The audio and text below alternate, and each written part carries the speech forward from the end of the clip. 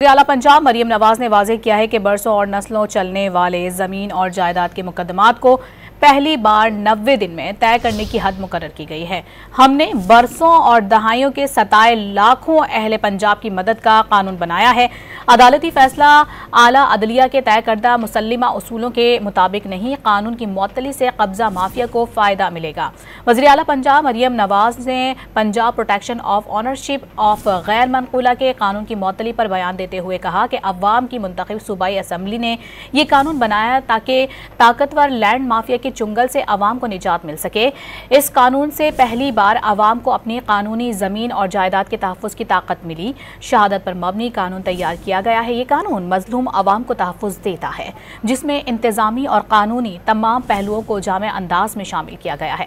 वज़ीर आला पंजाब मरियम नवाज शरीफ ने कहा कि ज़मीनों के मुकदमात में दहाइयों स्टे ऑर्डर चलते हैं। ये कानून मरियम नवाज के फ़ायदे के लिए था और ना उसकी मुअत्तली से हमारी ज़ात को कोई नुकसान हुआ है, लेकिन कब्जा और लैंड माफिया के सताए अवाम का ज़रूर बड़ा नुकसान हुआ। कानून साजी करना सूबाई असम्बली का आईनी हक है, जिससे उसे रोका नहीं जा सकता।